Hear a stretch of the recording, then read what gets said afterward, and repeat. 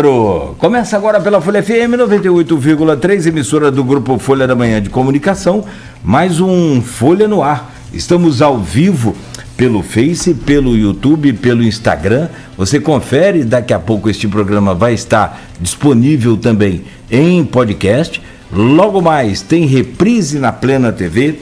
Pela sua Alexa, você dá o comando de Alexa ouvir Folha FM, também durante todo o dia, agora também.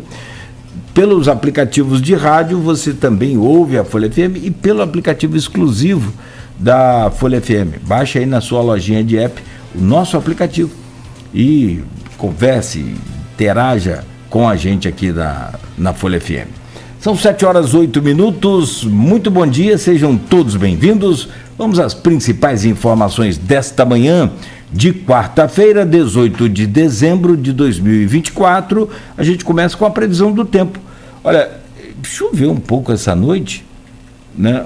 Aliás, ontem, né? No início da noite, lá por volta de 19, por aí assim, armou um temporal pesado, uns raios, né, fortes, bem próximos aqui da gente, né? Desde lá da roça a gente fica contando os segundos para saber onde é que o raio caiu, mais ou menos, né? E eu moro perto do campo do Goitacás, então ali é um sugador de raio impressionante, porque tem aquele descampado do campo e tem duas traves, viram duas antenas, então toda hora dá um pipoco ali. Eu gosto, é muito legal. Quer dizer, quem tem geladeira aí, essas coisas, né? Enfim. Mas eu já logo liguei, eu falei, troca aí nosso transmissor aí, deixa o principal aí descansar durante o temporal. E graças a Deus, até que o que aconteceu em Rio das Ostras, para ir para fora durante essa semana, com muito vento, não chegou aqui para Campos, né? E chegou só o barulho e a ameaça, e também nem choveu tanto assim. Bom, e para a previsão para hoje é de tempo bom, predominância do sol, 30 graus de máxima, 22 de mínima, 24 graus é a temperatura agora. O programa de hoje é o início de uma série sobre o Rio Paraíba do Sul. A gente pretende aqui, através da Folha FM, do jornal Folha da Manhã, da Plena TV, do Grupo Folha de Comunicação, alertar as autoridades sobre as suas responsabilidades no comando, né, e controle do Rio Paraíba do Sul, alertar também, né, a população, convocar a população a participar, a se interessar mais sobre a vida do nosso Rio Paraíba do Sul e, claro, né, os empresários, investidores também, sobre os seus deveres, seus compromissos e suas responsabilidades. O Rio Paraíba está morrendo e nós, ou até mesmo por contribuição direta, com poluentes, com esgoto, com tudo que você possa imaginar, estamos contribuindo, ou até mesmo com o nosso silêncio. A gente acaba contribuindo também, porque o silêncio é um consentimento. Se a gente vê que está todo mundo destruindo, né? Acabando com o rio, vai um lá, pega e faz uma transposição, vem outro, faz outra transposição, vem um, joga esgoto in natura, vem outro, joga dejetos químicos, e a gente não fala nada, então quer dizer que está tudo joinha, que está tudo legal, e não é assim. O Grupo Folha da Manhã, contando, é claro e evidente, com grandes profissionais, com grandes conhecedores, com cientistas, com especialistas e com o Ministério Público, que aí sim dá uma força muito grande para a gente, né? O promotor Fabiano, ele está movimentando todas as autoridades e toda a população, e a gente quer, com essa série, né, de entrevistas aqui no Folha no Ar, fazer com que a população e que essas autoridades e empresários possam entender cada um o seu papel nesse contexto. E para isso, para a gente começar essa série com o pé direito, eu tenho o prazer de receber aqui, vou anunciá-lo agora, daqui a pouco a gente traz o bom dia dele, o professor, eu ontem comecei lendo o currículo dele, terminei hoje mais cedo, né? Professor titular do Instituto Federal Fluminense e doutor em Engenharia Agrícola pela Universidade Federal de Viçosa, na área de concentração em recursos hídricos e ambientais. Ele foi diretor da Unidade de Pesquisa e Extensão Agroambiental, UPEA, no período o qual coordenou o credenciamento da unidade junto à Embrapi. É isso mesmo? É bom ser amigo de Henrique da hora que você fica sabendo das coisas, senão eu falo Embrapi, né? Embrapi mesmo, com 2 i's no final, com aprovação em março de 2015 e, entre outras coisas mais, atuou como diretor da implantação do, aí eu não sei essa sigla aqui, PICG. Foi pró-reitor de Pesquisa, Extensão e Inovação e diretor-geral do campus do IFE Itaboraí. Se eu continuar lendo aqui seu currículo, nós vamos terminar meio-dia esse programa. Professor Vicente de Paulo Santos de Oliveira, professor Vicente Oliveira, é professor titular do IFE, doutor em Engenharia Agrícola. E ele vem para conversar com a gente, abrindo essa série de entrevistas sobre o Paraíba do Sul. Salve o Paraíba do Sul, é um compromisso nosso. Ele vai trazer para a gente um desenho fiel do atual cenário do Rio Paraíba do Sul, com poucas chuvas, surgimento de geosmina constante, intrusão salina e até a nova foz do Rio Paraíba, que pode não ser mais em Atafona. Ele fala também do plano de estratégias para salvar o rio e da nova transposição que está sendo anunciada, estudada, que pode comprometer a vida do Rio Paraíba do Sul. O Rio Paraíba do Sul, só para você entender, e nós vamos falar isso detalhadamente hoje, abastece, rapidamente falando, cerca de 14 a 15 milhões de pessoas com a sua água, o uso direto da água, fora para a indústria, fora para as empresas e para a agricultura, que a gente vai trazer esses dados hoje então. Começa hoje a série de entrevistas Salve o Paraíba, aqui pelo Grupo Folha da Manhã, aqui pela Folha FM. Professor Vicente, 1 minuto, vou trazer o seu bom dia, deixa eu só passar aqui pelo Jornal Folha da Manhã e a gente bater esse papo aqui que é muito, você está conversando comigo aqui internamente, eu já estava preocupado com o Paraíba, a gente vem acompanhando, vem ouvindo aqui vocês,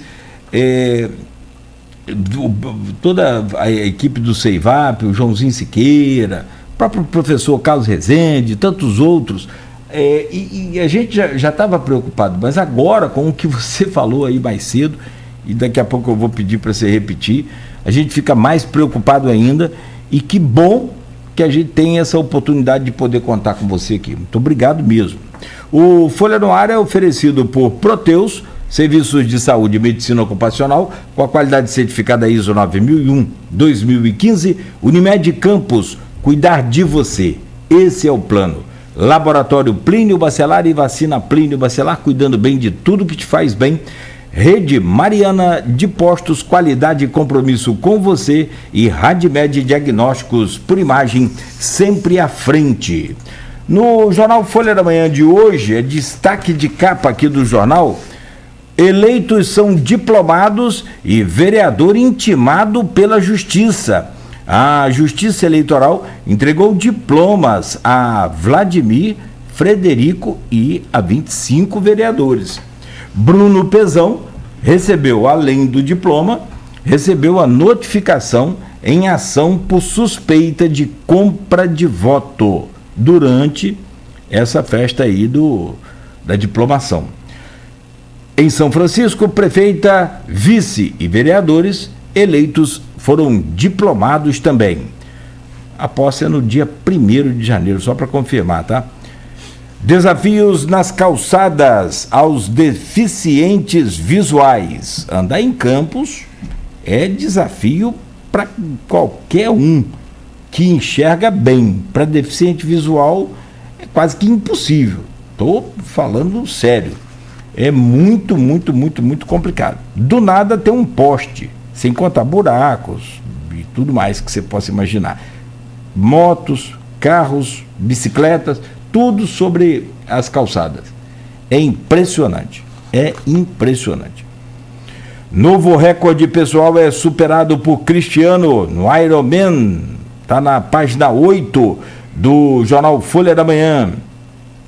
Redutor de velocidade é retirado da BR-101, próximo ao Shopping Estrada. Aquilo ali está uma novela, né? Repasse de royalties em dia é cobrado pela Ampetro. Câmara de Campos terá sessão extra nesta quarta-feira. O Preve Campos em pauta. Está ainda na capa da Folha. Júnior Monteiro aceita indicação de Capucci. Sentimento de grupo. Página 2 aqui, o Júnior que esteve ontem aqui neste Folha no Ar. Fazenda contabiliza mais de 13 mil atendimentos pelo Refis. E não houve prorrogação, viu? Morre a empresária do transporte Alcineia Lima, pioneira na região, faleceu, e nós reforçamos aqui mais uma vez o tamanho, né, a dimensão gigante da perda dessa empresária, dessa figura humana sensacional que foi a Alcineia Lima. E, sobretudo, reforçamos ao Jorge, a toda a família, nossos sentimentos pela perda e desejo que Deus conforte a todos os familiares e amigos. Está na página 7 também esse registro. Bom, essas são as manchetes do jornal Folha da Manhã. Antes de eu trazer o bom dia do professor, nosso convidado Vicente Oliveira, deixa eu só anunciar aqui o seguinte: o IFE está promovendo o curso de doutorado em recursos hídricos. Isso é sensacional, fantástico, é uma demanda do mundo. O que se fala no mundo hoje é aquecimento global, é preservação ambiental e água. E o IFE, como sempre, né, bem à frente do tempo, já tem esse curso de doutorado em recursos hídricos. Nós vamos falar com o professor sobre isso, como é que pode participar, de que forma que participa, quem é que pode, né, tá participando desse curso, e que é no IFE, no campus aqui de Campos, centro.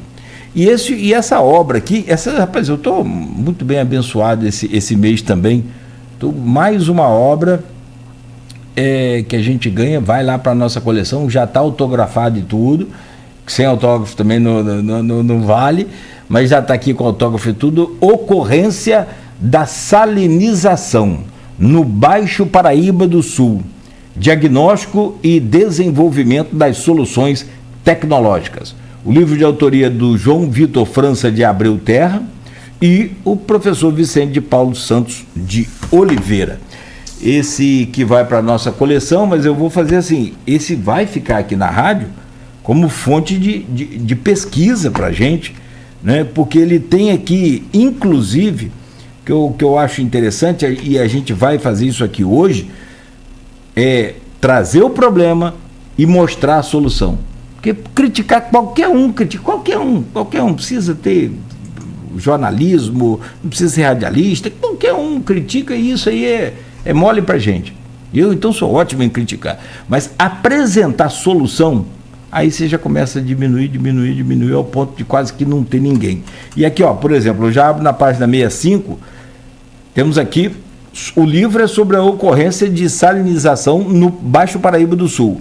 E aqui em cima, aqui na página 65, tecnologias de dessalinização. Ou seja, problema numa página, solução na outra.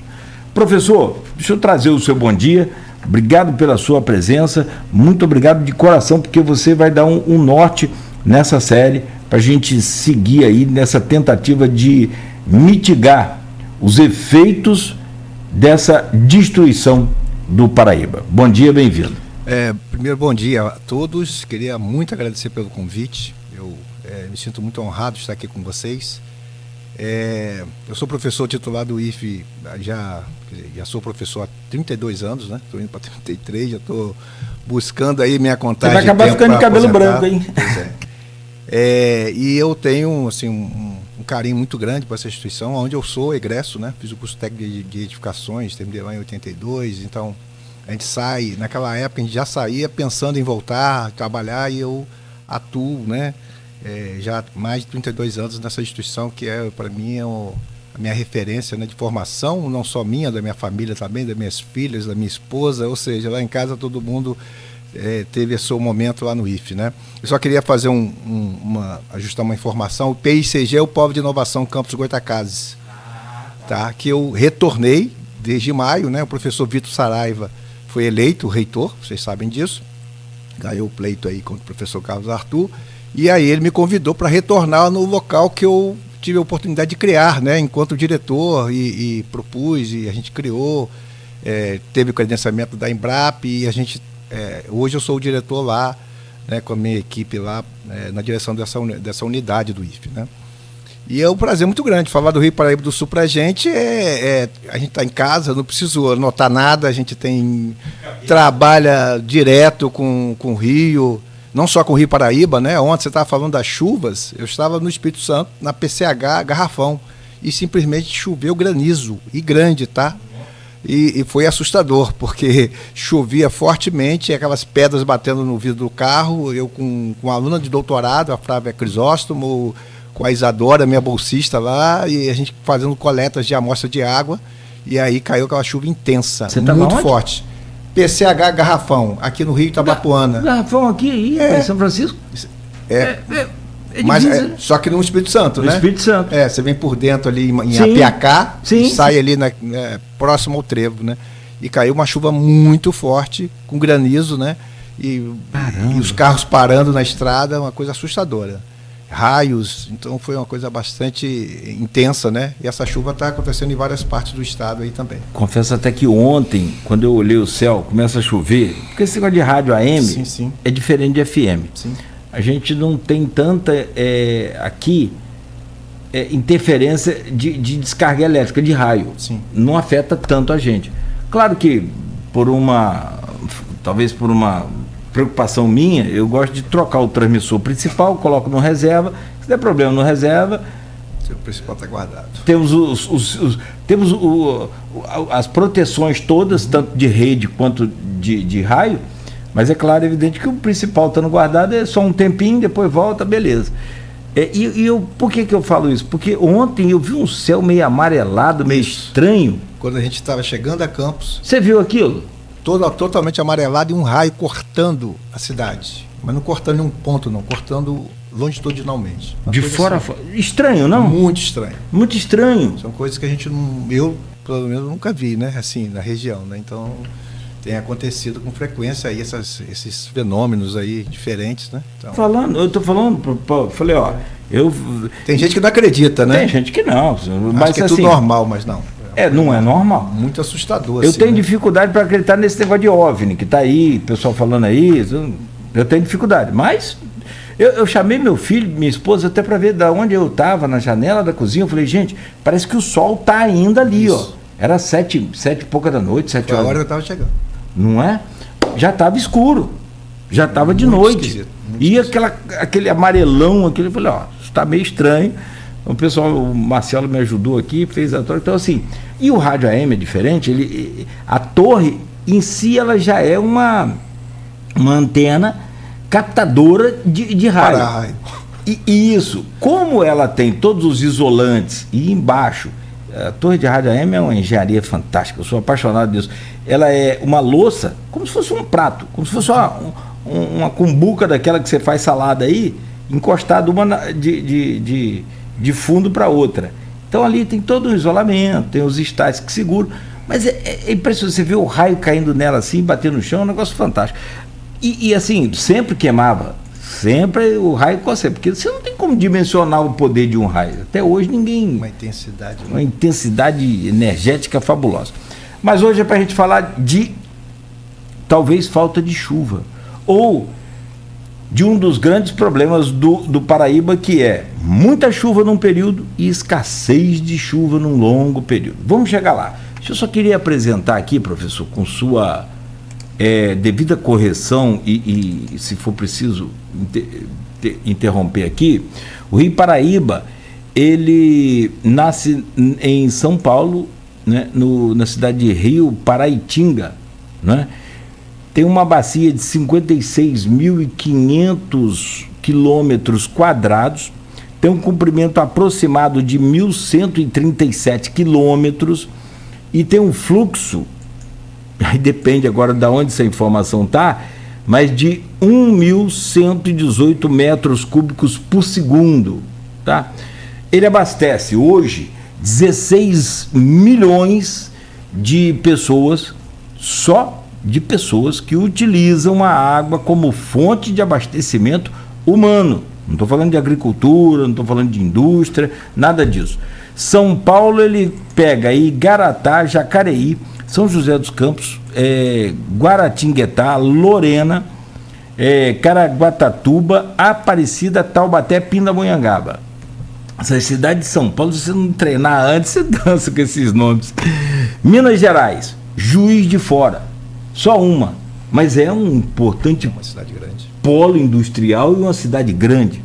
No Rio de Janeiro, isso eu estou falando do Paraíba, do Paraíba sem as suas transposições: Barra Mansa, Resende, Volta Redonda, Campos, São João da Barra. Com as transposições, aí você vai embora, Rio de Janeiro, Niterói, você esquece. Mas vamos falar do leito dele normal.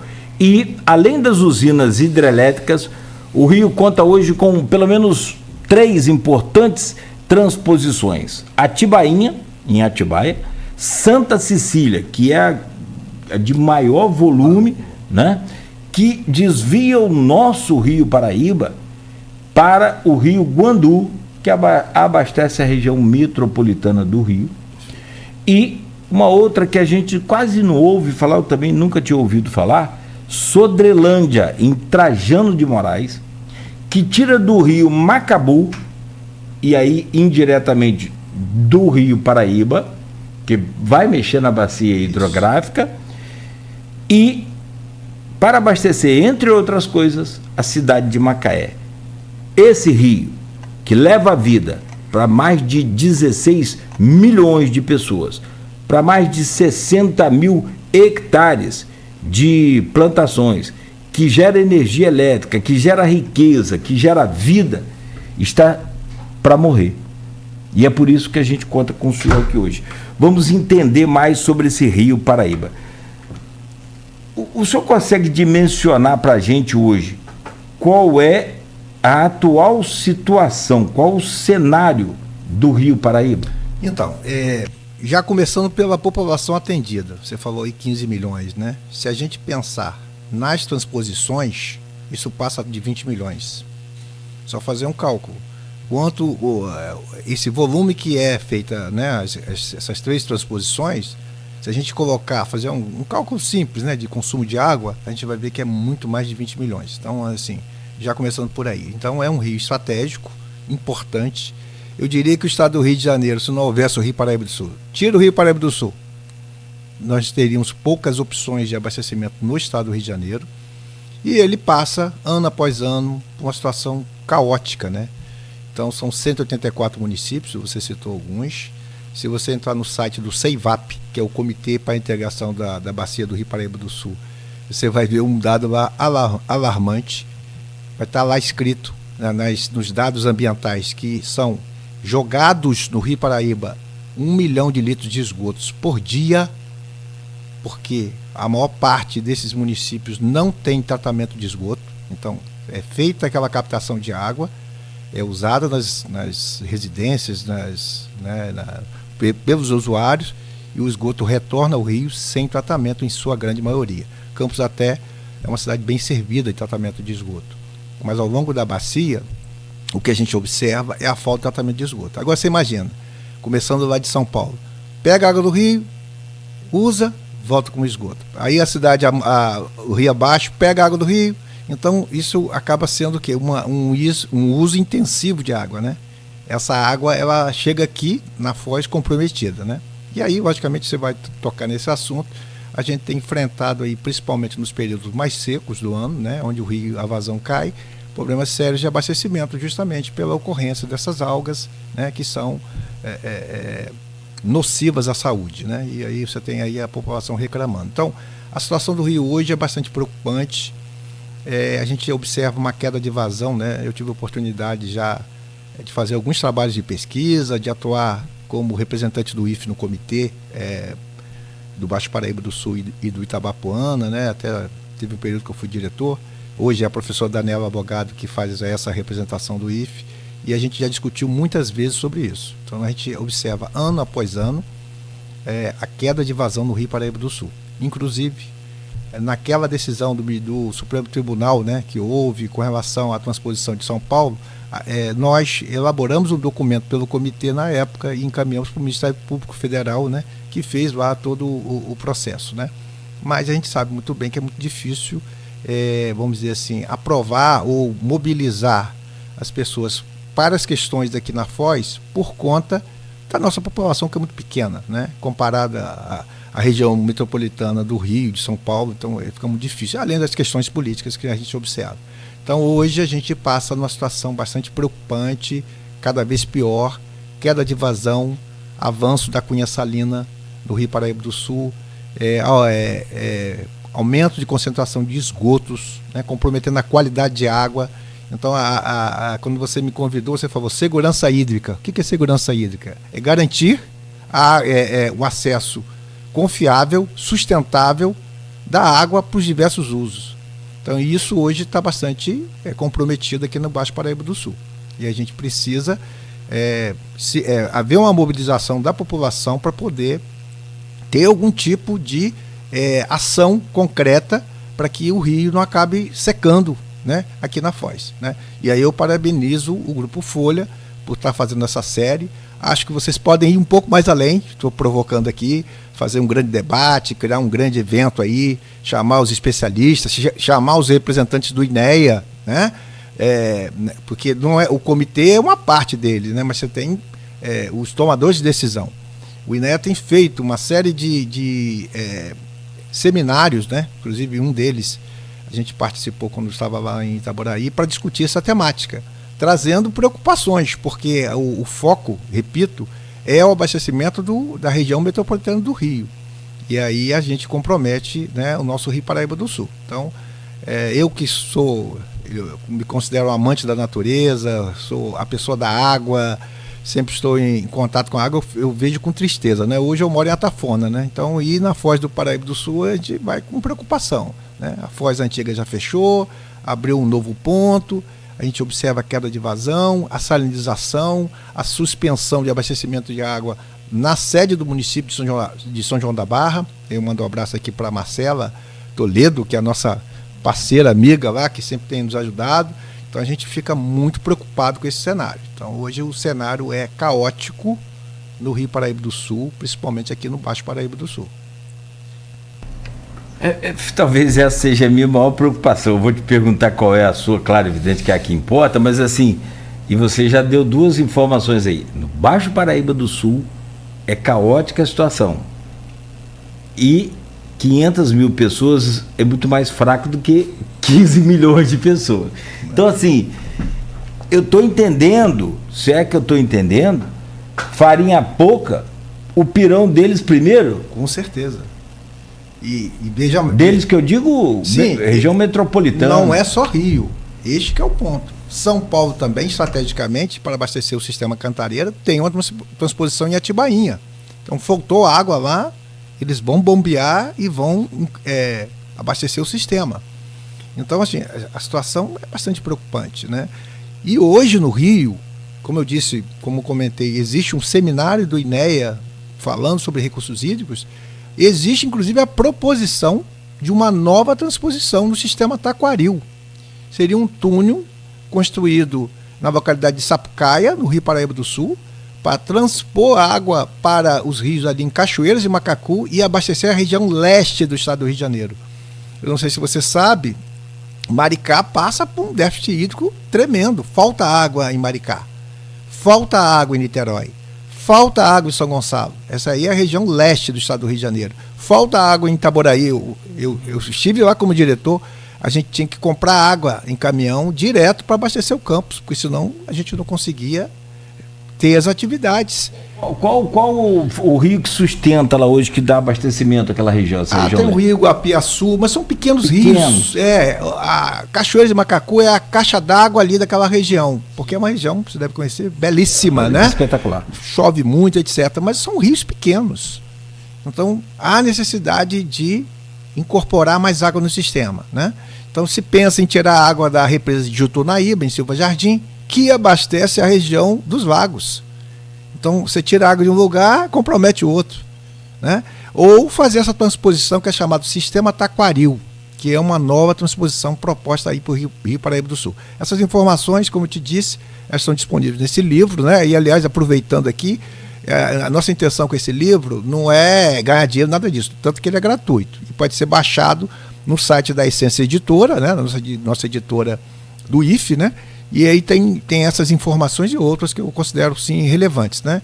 E eu queria aproveitar também e agradecer aqui a Prefeitura Municipal de São João da Barra, porque esse livro aí ele foi fruto de um edital lá da Secretaria de Cultura, que a gente, se você olhar o logo aí, tem, né, o logo da Prefeitura, financiou aí a sua impressão. Tem aqui. Então foi um livro assim, muito legal. O João Vitor é um bolsista meu, que é sanjoanense, né?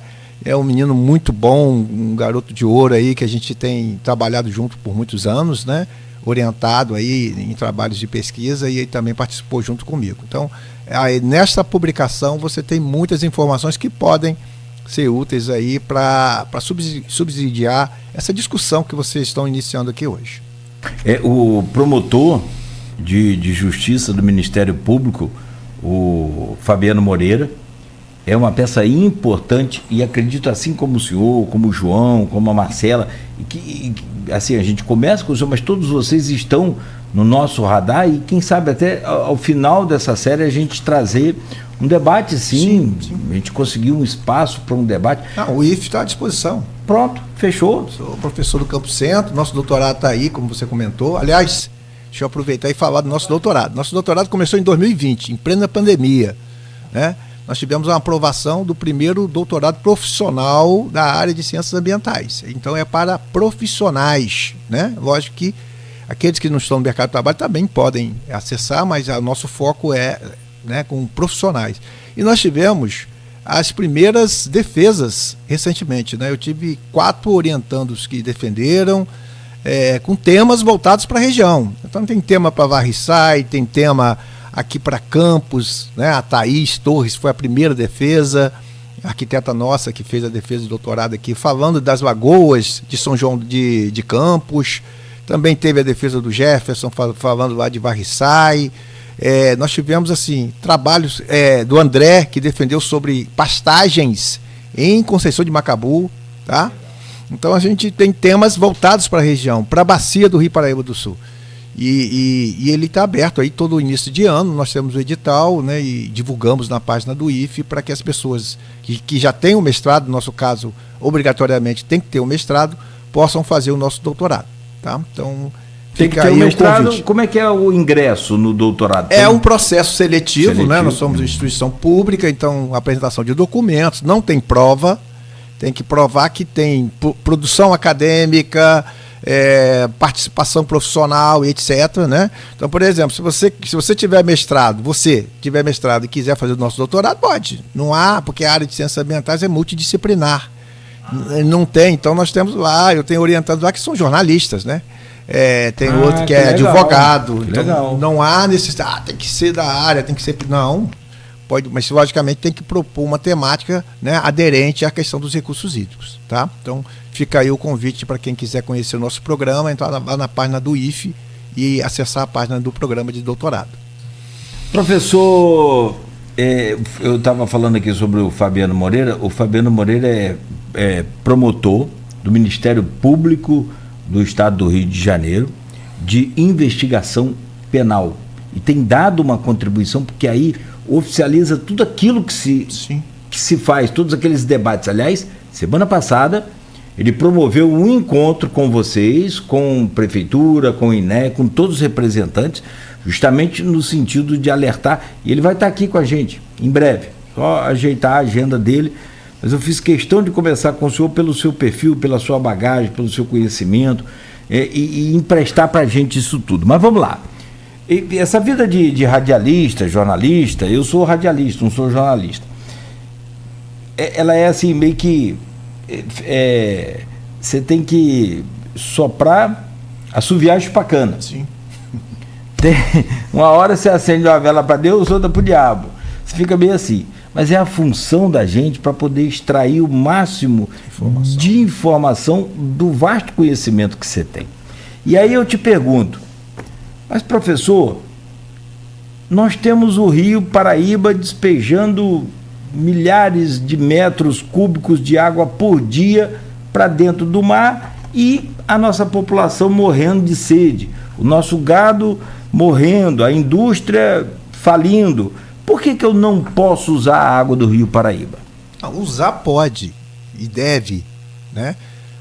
Só que a gente tem que pensar no rio mais do que uma fonte de abastecimento de água. O rio é um ecossistema fabuloso, fantástico. Você tem ali fauna, flora, você tem ali o abastecimento do manguezal, por exemplo.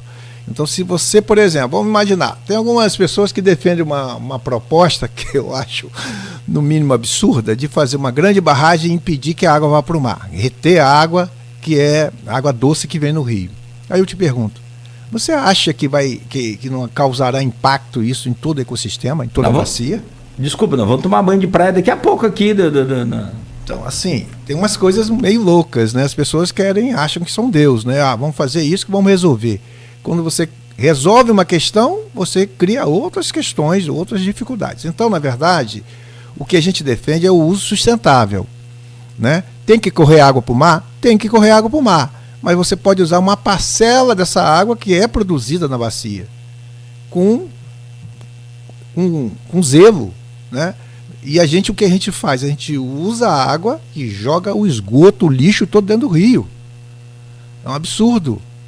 O ser humano assim, ele é imediatista, né? Ele não quer saber do amanhã, ele quer saber do uso imediato, ele quer saber de ficar rico, ele quer saber de, como você disse, ele quer alimentar seu gado, quer alimentar suas criações, quer abastecer sua indústria, mas ele não está preocupado depois que ele joga os efluentes nesse rio e acaba comprometendo a sua qualidade, né?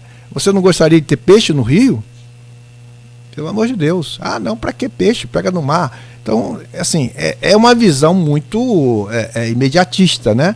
Então, a gente não é contra o uso da água, né? A água tem que ser usada de forma racional. Você vai ler em todos os documentos da Agência Nacional de Águas, do INE, está lá. O uso racional da água. E é isso que a gente defende.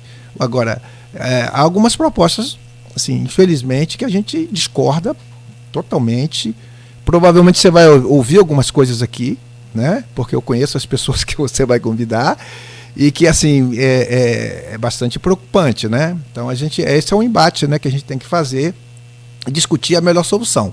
Agora, a gente tem que lembrar que nós estamos lidando com a natureza, né? A natureza, se ela por exemplo, se um rio ficasse aprisionado dentro da sua bacia, o que aconteceria com a natureza, né, no ecossistema como um todo, né?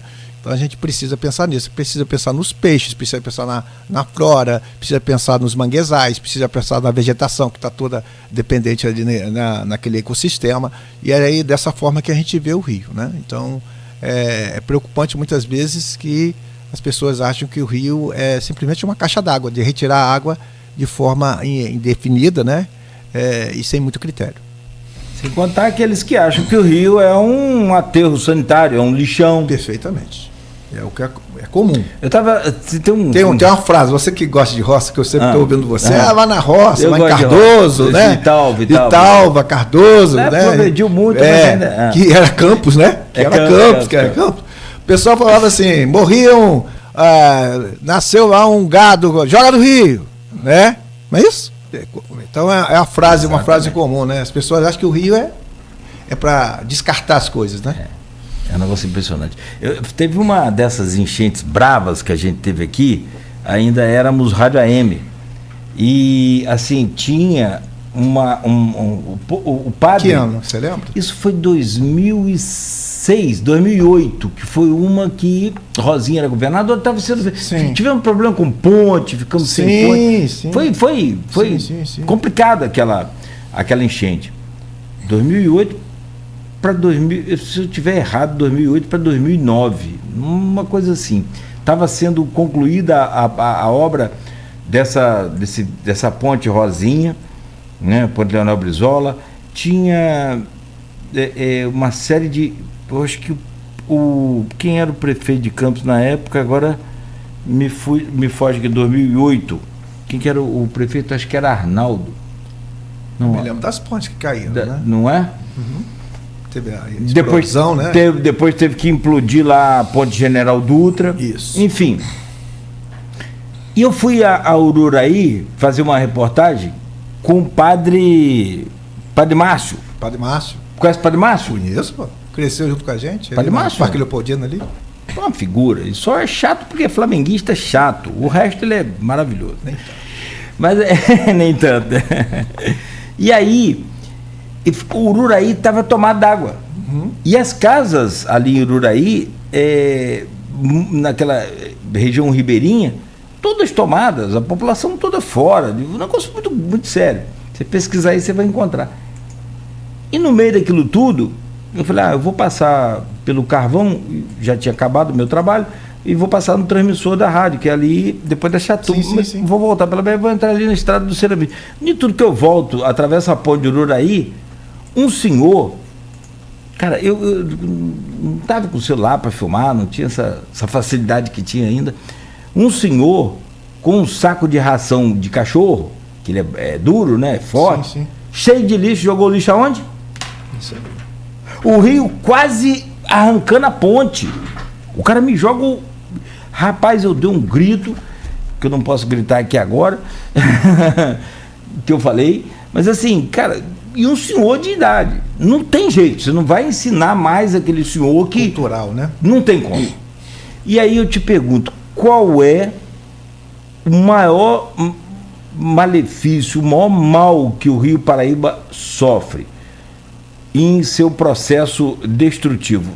Você falou muito em esgoto in natura, 1 milhão de litros de esgoto in natura. Isso não é informação minha, é do CEIVAP. Depois você entra lá e dá uma pesquisada. Eu tenho uma cartilha aqui. Dados ambientais da bacia. Se colocar 1 milhão de litros de esgoto, pega a sua caixa d'água aí, que deve ser de 1.000 litros, caso você mora em casa. Você bota 1 milhão dessas caixas d'água enfileirada e vai até o final dela, se você aguentar ir correndo ou até a pé. Vai dar uma distância bem legal, bem legal. O uso para agricultura, o uso para transposições, como a gente falou aqui, eu vou chegar na quarta ainda, porque eu quero entender qual é o grande, ou até a própria natureza, porque a gente tem uma característica climática interessante, chove muito no verão, no período de chuva, desce água, enche tudo, transborda tudo. Até agora está mudando isso, né? Tem oscilado. Mas depois a gente fica aquele extenso período sem chuva. O que é o pior? Ou todos eles representam a mesma coisa? É um conjunto de fatores, né? Você comentou aí sobre esse senhor que jogou lá o saco de ração cheio de lixo no... Então, começa por aí, pelas pessoas, né? Então, a gente vem trabalhando há muitos anos com educação ambiental, mas é um resultado muito lento, né? Conscientizar as pessoas. E não precisa ir no Rio, não. Você está andando de carro na estrada, o cara joga uma lata, não é isso? Então, aquilo em algum momento vai acabar atingindo recursos, né, os nossos recursos hídricos. Então, na verdade, a questão da educação, da cultura, mudar a cultura das pessoas é um grande desafio, né? E junto a isso você tem as pessoas que são os usuários, né, que tocam as indústrias, que tocam os negócios, né? Então, isso se reflete em toda, vamos dizer assim, cadeia, né? Então, essa questão cultural, a questão da educação ambiental é um grande desafio no meu entendimento, né? A gente tem que mudar as pessoas para mudar os comportamentos e, logicamente, a gente conseguir controlar, né? Todas essas mazelas que a gente observa, né? com relação à chuva, só fazer porque a gente sempre tem esse pensamento, né? Choveu, o rio vai encher. Veja bem, nós estamos falando da bacia. Então, muitas vezes, a chuva não acontece aqui. Ela acontece lá em São Paulo, ou lá no Espírito, ou lá em Minas Gerais. E essa água vem pelo rio. Então, já aconteceu em Campos, você certamente já viu, uma seca tremenda na região e o rio cheio, né? Então isso pode acontecer. E muitas vezes o contrário, chove muito na região e o rio vazio. Porque essa contribuição nossa da chuva aqui na região, ela não é tão importante para a bacia, para a vazão do rio. Não sei se eu consegui te explicar.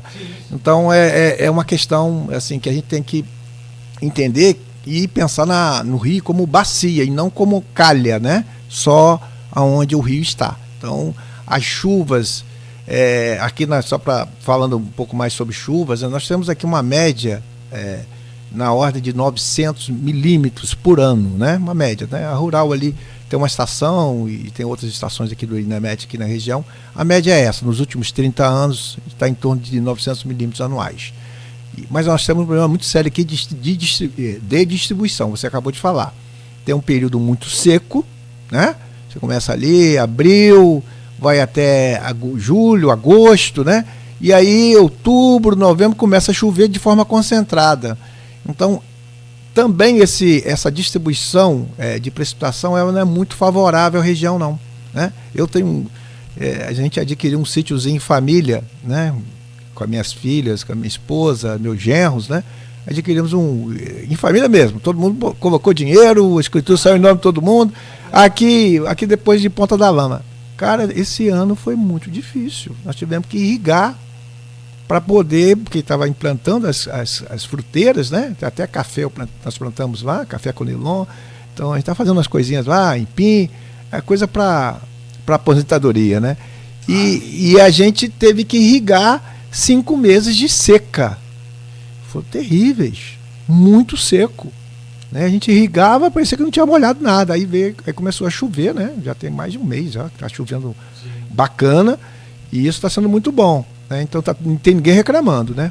A não ser que comece a chover demais, aí começa a inundar, aí a baixada, aí você vai ver reclamação direto. Aí tem outro problema também. Outro problema, que o excesso. É o excesso. O excesso de água. Aliás, Almir Júnior. Sim, colega.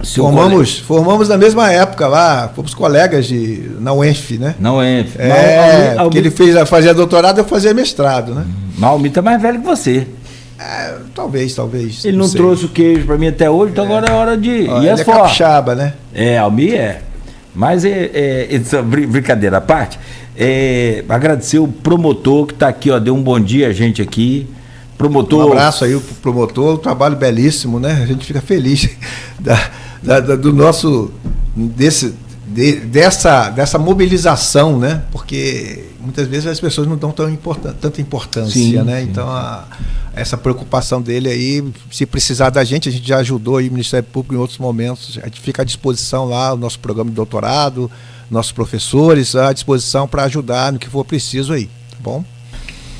O promotor Fabiano Rangel Moreira, que é o promotor de investigação penal e que tem sido, como você disse, eu reforço, uma peça importantíssima nesse processo, porque não é que ele dê legitimidade só, não, é que vá o nome, porque o nome do Ministério é forte, muito forte, poderoso, é respeitado, assim como o IFE, mas o Ministério Público tem uma força de lei, tem uma força. Você lembrou bem, eu ia falar força de polícia, não, força de lei. De impor aí de fazer acontecer. Você pega aí a justiça, acolhe uma denúncia do Ministério Público, ponto. Está feito, o papel do Ministério é esse. É de provocar. A justiça não pode tomar a iniciativa de vir aqui fazer um debate sobre o Rio. Pode, por gentileza, mas a obrigação é nossa, da sociedade, das entidades, né, civis. E, claro, aí sim, com o aval do Ministério. E breve, ele vai estar com a gente aqui também. Sobre essa série aí, né, Salve o Paraíba. E é um compromisso de todos nós. Professor, são 7h57? Pois não. Eu vou deixar uma pergunta para o próximo bloco.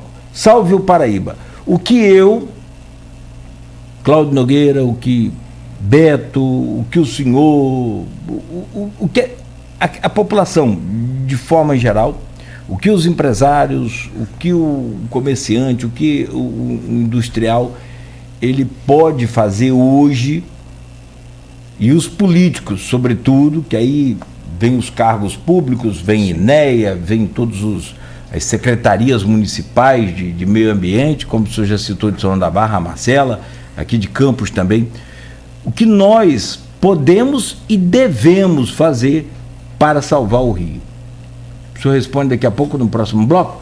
Vamos tomar mais um café aí, enquanto você não veio o queijo de Almir, né? Aliás, a gente fica nessa o Zé Armando Barreto também é outro que conhece bastante aí na prática de água, de meio ambiente. Ele coloca aqui sobre Lagoa Feia. Lagoa Feia. Lagoa Feia que recebe o rio, que o senhor falou hoje mais cedo. O Rio Macabu. O Rio Macabu. Que vai... Rio Macabu, Rio Ururaí. Rio Você Ururaí. acabou de citar também. Rio Ururaí também. Faz parte da bacia. O Rio Ururaí que recebe... Águas da Lagoa de Cima. Da Lagoa de Cima, que recebe água do Rio Preto. Rio Preto. Rio Preto, não. Não. Rio Urubu. São 2 rios. Agora, Rio Imbé. E Rio Imbé. Rio Imbé. Isso Rio aí. Preto é outro. Rio Preto outro recurso hídrico que passa lá na usina Novo Horizonte, passa ali em frente. Ele desce onde? No Paraíba? Paraíba. Ele cai para cá, para o Paraíba. São 2. É o rio o Imbé, bom para pescar piau, que tinha antigamente, agora não sei se aliás, tem mais. A Lagoa de Cima, eu passei lá outro dia, fiquei maravilhado. Tá um belíssimo balneário, tem umas estruturas boas lá, para a família, muito legal, viu? Me preocupa uns projetos que tem ali de avanço, liberação que tem uma margem para você ocupar, né? Faixa marginal, né? Acho que 200 metros. Vai depender ali eu não sei, eu acho que são 15 metros só que eles colocam. Tem que ver, porque tem uma demarcação, né, do INEA para as lagoas. Estavam querendo mexer. E o Ministério Público também tem que ficar fez isso lá atrás, mas precisa ser atualizado. Bom, vamos lá então. E aí eu quero falar, ainda hoje, a gente continua aqui nessa entrevista com o professor Vicente Oliveira, e está aqui, na página 32 desse livro aqui, espetacular, que eu ganhei hoje. Está aqui, deixa eu ler. Ocorrência da salinização no Baixo Paraíba do Sul. Vamos falar isso, essa intrusão salina, né? Perfeito. Também. Vamos falar da geosmina, nós não podemos falar com mais detalhes, mas está aqui, na página 32, próximo tema que eu quero trazer para o senhor analisar aqui, Sistema Taquaril, uma nova proposta para abastecimento da região metropolitana do Rio de Janeiro. Vai tirar mais água do Rio Paraíba do Sul. E aí? Esse rio não vai chegar no mar? Não vai. Daqui a pouco o senhor fala para a gente, por favor. Tá aí, esse livro, Ocorrência da Salinização no Baixo Paraíba do Sul, já está disponível online. Qual o site que o senhor falou? O site da Essência Editora. Escreve-se Essentia Editora. Eu vou pesquisar aqui e coloco lá. Aí tem lá livros. Essência Editora. Livros, e aí você avança mais um pouquinho lá em livros, você vai ter a editora essentia.if.edu.br, para quem está no rádio, e para quem está aqui ouvindo a gente, eu vou colocar lá o livro, está aqui, todo dia eu vou colocar o livro lá o link do livro lá na página do Face. Gente, 8h01, fechamos aqui esse primeiro bloco com o professor Vicente Oliveira, conversando com a gente. Voltamos a seguir sobre essa série aí, Salve o Paraíba, um compromisso de todos nós, no oferecimento de Proteus, Unimed Campos, Laboratório Plínio Bacelar, Vacina Plínio Bacelar, Rede Mariana de Postos e Radimed Diagnósticos por Imagem. E olha, se você quiser, pode também aproveitar e investir o seu dinheiro hoje com os melhores especialistas do mercado que estão em Campos, da Nauta XP Investimento. Confira aí.